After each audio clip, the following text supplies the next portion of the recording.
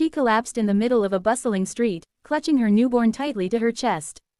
The baby wailed, a cry so sharp and innocent it should have brought the world to a standstill. But the people kept moving. Heads turned, then quickly turned away. Some slowed for a moment, eyes filled with brief concern that quickly morphed into indifference, fear, or hurried excuses. No one stopped. Not a single soul stepped forward to help a mother in crisis. Her clothes were worn and dust-covered, her face pale, and her lips trembling. You could tell she hadn't eaten a decent meal in days. The way she held her baby, though, so protectively, with every ounce of love and strength she had left, was the only thing she seemed determined never to let go of. The traffic lights blinked red and green above her collapsed form. Cars honked, some swerved around her. And still, no one helped. Then, out of nowhere, a sleek black car came to a halt at the corner. The driver's door opened, and from it stepped a tall man in a crisp suit, his eyes scanning the scene with a sharpness that cut through the apathy hanging in the air. Without hesitation, he moved toward her, the crowd parting as if sensing something different about him, something commanding. He knelt beside the woman, gently placing a hand on her shoulder. "Ma'am, can you hear me?" he asked, voice low and calm. She tried to respond, but only managed a whisper. Her grip on the baby remained unbroken. The man looked around. "Call an ambulance," he said, addressing the crowd. No one moved. Frustrated, he took out his phone and made the call himself, then turned his full attention back to the woman. "You're going to be okay," he said. "I promise." With careful precision, he lifted her into his arms, her baby still nestled safely between them. As he carried her to his car, someone in the crowd finally asked, "Who is he?" A soft answer came from an older woman nearby. "That's Alexander Reed, the billionaire CEO of Reed Tech." A few gasps followed, but he didn't pause. He laid the woman down in the backseat of his car, buckled the baby into the passenger seat next to his driver, and sat beside her, holding her hand as they drove to the nearest hospital. In the emergency room, he refused to leave her side. He stayed with her as the doctors worked, speaking softly to her, keeping the baby soothed, asking about her name, her story.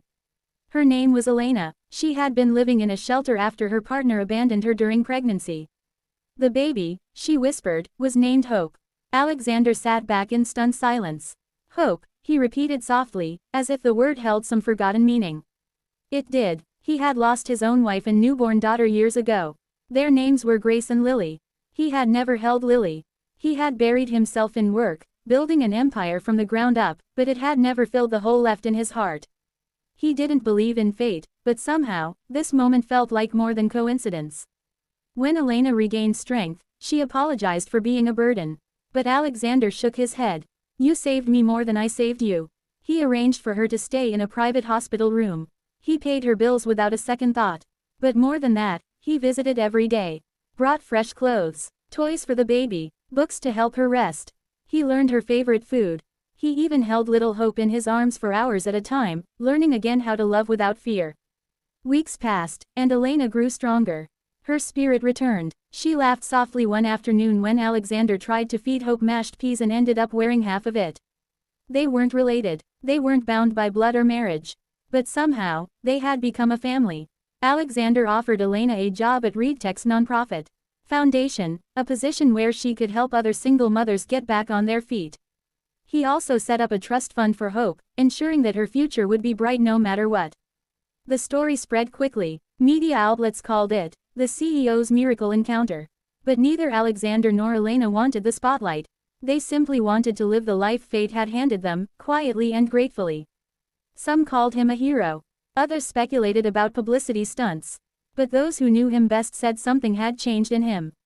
The man who once lived in his skyscraper office now spent weekends in the park, pushing a stroller. He had become gentle, human, alive again.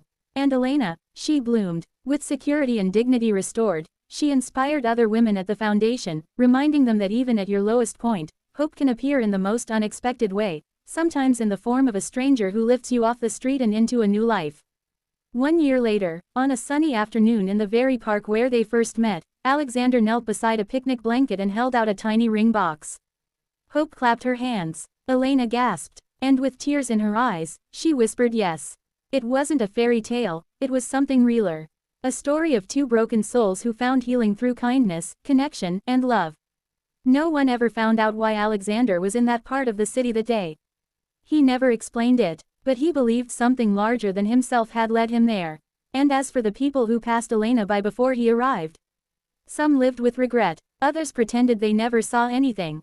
But a few, just a few, began to carry water bottles in their bags, or keep warm blankets in their cars, just in case they saw someone in need again. Because sometimes, it only takes one act of kindness to create a ripple that changes countless lives. A mother, a baby, a billionaire, a city that stood still just long enough for compassion to take root. And a story that reminds us all, when someone collapses clutching their newborn, don't look away. Be the one who lifts them up.